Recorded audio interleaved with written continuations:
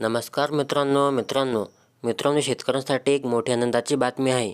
मित्रांनो, आता शेतकऱ्यांच्या खात्यामध्ये नुकसान भरपाईची रक्कम जमा करण्यात येणार आहे.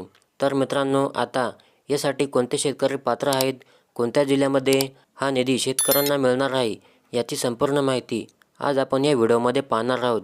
चला तर मित्रांनो, आपण जराही वेळ न वाया घालवता या व्हिडिओला सुरुवात करूया. तर पहा मित्रांनो, फेब्रुवारी ते मे 2025मध्ये नुकसानची भरपाई आता थेट DBTद्वारे शेतकऱ्यांच्या खात्यामध्ये जमा करण्यात येणार आहे. मित्रांनो, शासनाने 14,99,62,00,000 रुपयांची आर्थिक मदत मंजूर केली असून ही रक्कम थेट बाधित शेतकऱ्यांच्या बँक खात्यामध्ये जमा केली जाणार आहे.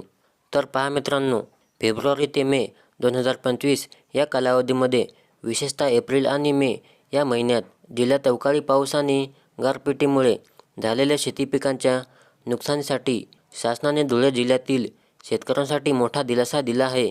शासनाने 14,99,62,00,000 रुपयांची आर्थिक मदत मंजूर केली असून ही रक्कम थेट बाधित शेतकऱ्यांच्या बँक खात्यामध्ये जमा केली जाणार आहे. महसूल व वन विभागाच्या शासन निर्णयानुसार राज्यातील ज्या जिल्ह्यामध्ये नैसर्गिक आपत्तीमुळे शेतीचे नुकसान झाले आहे, त्यात धुळे जिल्ह्याचाही समावेश आहे. या निर्णयामुळे जिल्ह्यातील 15,957 शेतकऱ्यांना त्यांच्या नुकसानीची भरपाई मिळणार आहे. जिल्हा प्रशासनाने शासनाकडे पाठवलेल्या अहवालानुसार एप्रिल 2025मध्ये धुळे जिल्ह्यातील 6,696 हेक्टर शेती क्षेत्रावर झालेल्या नुकसानीमुळे 12,215 शेतकरी बाधित झाले आहेत. यासाठी 11,43,09,00,000 रुपयांची मंजुरी देण्यात आली आहे.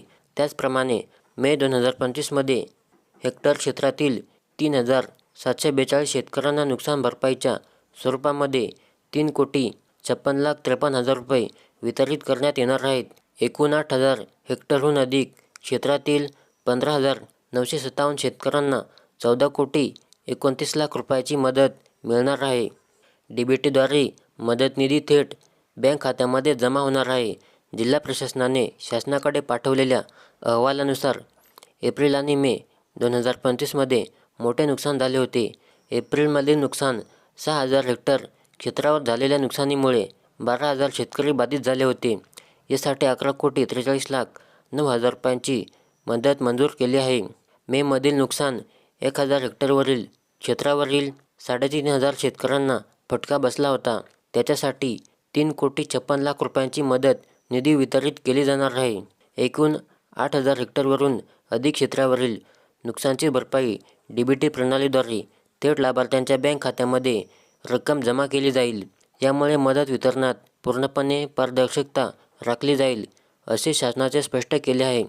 तर मित्रांनो, लवकरच हा निधी शेतकऱ्यांच्या खात्यामध्ये जमा करण्यात येणार आहे. तर मित्रांनो, ही शेतकऱ्यांसाठी एक मोठ्या आनंदाची बातमी आहे. मित्रांनो, व्हिडिओ आवडल्यास नक्की लाईक करा आणि चॅनलला सबस्क्राईब करा.